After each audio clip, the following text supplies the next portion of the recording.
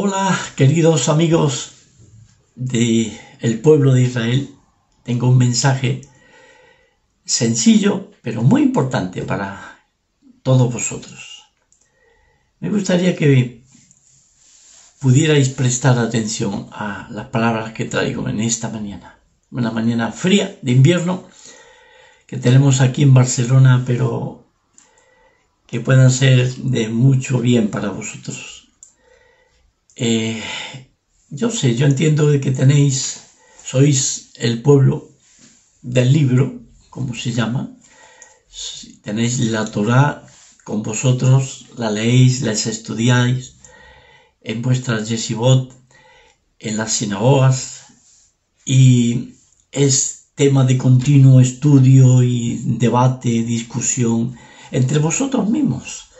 Yo he estado tiempo yendo a vuestras sinagogas y viendo cómo abrís el rollo en un Shabbat y leéis y prestáis tanta atención y con tanto respeto consideráis la palabra de Dios. De hecho, he estado también en alguna festividad de la Simchat Torah y la verdad que me habéis contagiado con esa alegría espontánea que con tanta ternura, con tanto cariño abrazáis y literalmente abrazáis, besáis el rollo, y eso me da a entender que realmente tenéis un respeto y tenéis una consideración muy grande con respecto a la misma palabra de Dios. Ahora, la pregunta mía es, ¿por qué escudriñáis las Escrituras? ¿Cuál es el propósito? ¿Qué motiva el hecho de que vayáis a ellas y entréis en su estudio, en su investigación? No sé cuál puede ser, pero hay unas palabras muy importantes que os pongo delante vuestro en esta mañana. Son palabras que vienen de un judío, un gran, tremendo judío, para mí el más grande judío que ha podido existir en la historia de Israel.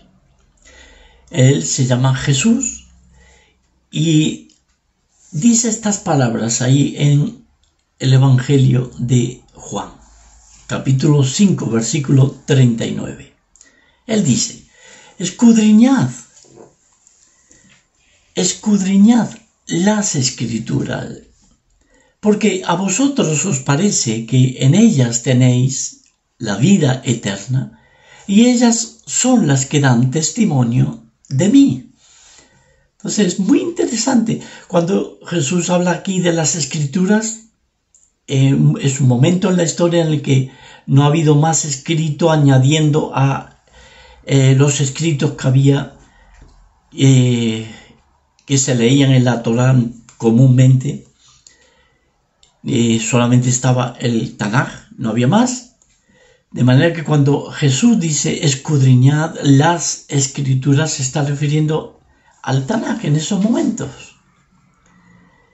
Y lo que está diciendo Jesús es que el Tanaj está hay cantidad de pasajes, cantidad de textos que hablan del Mesías de Israel, que habrían de cumplirse, que habrían de tener un final definitivo en la persona del Mesías que un día vendría. Y Jesús identifica ese Mesías de el Tanaj y lo trae hacia él mismo, y él dice, escudriñad las Escrituras porque a vosotros os parece que en ellas tenéis la vida eterna, es decir, que por ellas mismas, cumpliéndolas, tratando de cumplir, tratando de observar sus preceptos, obedecer sus mandamientos, etc., con eso ya tenéis la vida eterna, con ellas ya estáis cumplidos. Pero lo que Jesús está haciendo es remitir lo que dicen, el testimonio de esas mismas Escrituras, remitiéndolas y trayéndolas a él mismo. escudriñadlas. ¿Por qué? Porque a vosotros os parece que en ellas tenéis la vida eterna, pero ellas son las que dan testimonio de mí. Qué interesante, qué importante. La exhortación, podríamos decir, la palabra fortísimo de que Jesús usa y insta a que escudriñen, a que investiguen, a que miren de manera seria, profunda,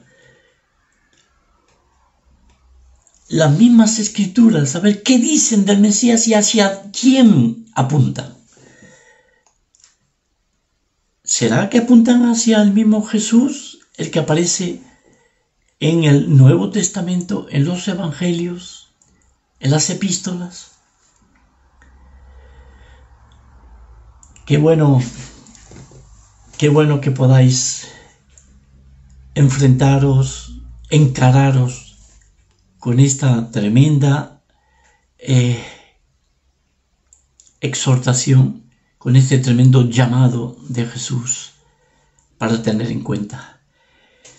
Hay un caso, un ejemplo que me parece extraordinario,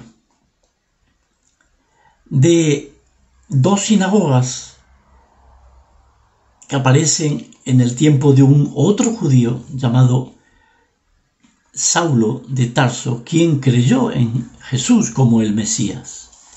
Y habla, y mejor dicho, pasó por dando testimonio por dos sinagogas. La primera estaba dentro de su recorrido, dando testimonio por diferentes lugares. Y la primera fue en Tesalónica, pasó por esa ciudad y entró a la sinagoga, habló, y mirad cómo dice cuando está hablando en esa sinagoga. Dice que por 3 días de reposo discutió con ellos, o sea, tres Shabbat, y declarando y exponiendo por medio de las Escrituras que era necesario que el Mesías padeciese o sufriese y resucitase de los muertos, y que Jesús, a quien yo os anuncio, decía él, es el Mesías. Cuando sale de Tesalónica, esta es la parte macedonia en la antigua Grecia, cuando sale de Tesalónica va a otra población que estaba cerca, llamada Berea. Y allí dice la escritura, yo os leo, dice, inmediatamente los hermanos enviaron de noche a Pablo y a Silas hasta Berea. Y ellos, habiendo llegado, entraron en la sinagoga de los judíos. Otra vez fueron al pueblo de Israel para presentarles al Mesías. Y dice, y estos eran más nobles que los que estaban en Tesalónica. Y yo pregunto, ¿y en qué consistía la nobleza de estos judíos? ¿En qué eran más, eran más ignorantes? Se creían todo lo que le venía, el primero que venía allí a la sinagoga, se creían todo lo que decía. ¿En qué sentido ellos eran más nobles? ¿En qué consistía su nobleza, en definitiva? Pues mirad cómo dice. Y estos eran más nobles que los que estaban en Tesalónica, pues recibieron la palabra, la palabra que estaba compartiendo Pablo, que en definitiva era las Escrituras del Tanaj, recibieron la palabra con toda solicitud, escudriñando cada día las Escrituras para ver si estas cosas eran así, es decir, si encajaban, si realmente era cumplimiento, si realmente era verdad lo que estaba anunciando este hombre, este extraño que no conocían, que había venido a hablarle del Mesías, que había cumplido las profecías que estaban hablando acerca de él en el Tanaj. Un tal llamado Jesús. Esta es la exhortación que comparto y que extiendo a cada uno de vosotros que me podéis escuchar. Yo te remito y te animo, te exhorto a que seas valiente. Y tú mismo, en tu hogar, en tu casa, o en la misma sinagoga, en la casa de estudio, tú mismo, enfrente te encares al Tanaj y estudies esos textos y veas si realmente hubo el cumplimiento en la persona de Jesús, y con lo contraste lo mires con el Nuevo Testamento, con todo aquello que se dice de él en el Nuevo Testamento, y lo mires con toda libertad, sin ningún prejuicio, sin ninguna presión de cualquier persona que... Y te aseguro que si lo haces con nobleza, con sinceridad de corazón, te aseguro que Dios va a hablar a tu corazón, que Dios te va a mostrar.